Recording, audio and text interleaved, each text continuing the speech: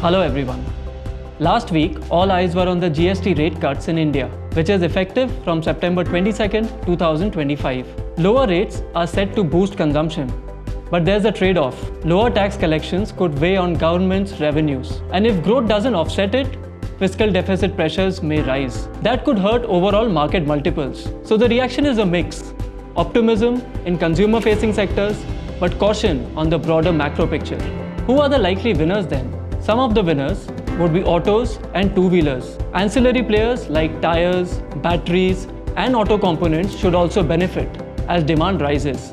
Among others, consumer durables, FMCG, cement, and even life and health insurance products. While insurance premiums are expected to go down and penetration to increase as a result, the unavailability of input credit could mean some back-end adjustments for the insurers. On the flip side though, the high tax basket stays heavy. Luxury cars, tobacco, premium goods, and aerated drinks. As for real estate and infra, fiscal stress could mean slower capital spending. Overall, the GST cuts are a timely consumption booster, with the cuts coinciding with the festive season, and also at a time when RBI rate cuts are expected to start making positive impacts on consumption. Therefore, it is a positive for sectors closest to the consumer, but investors must watch the bigger macro story. That's it from the equity side for today.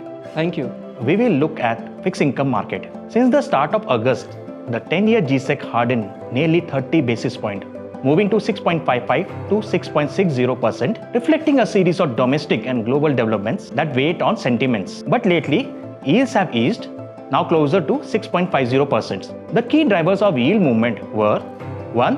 The RBI kept repo rates unchanged at 5.50% with a neutral stance, but the lack of clarity on future cuts disappointed the market. Secondly, trade tensions escalated. US tariffs on Indian exports added pressure on rupees and raised concern about India's trade competitiveness. Thirdly, state loan issuances came higher than expected in the longer end of the curve. That pushed SDL yields up and added pressure to the G-Sec yields too. Fourthly, India's Q1 GDP surprised at 7.8%.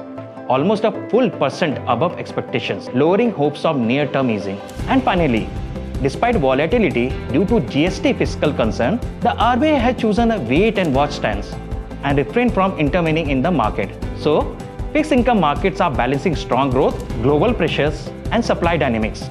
Yields have cooled for now, and bond market may take further guidance from the Fed policy on 17th of September.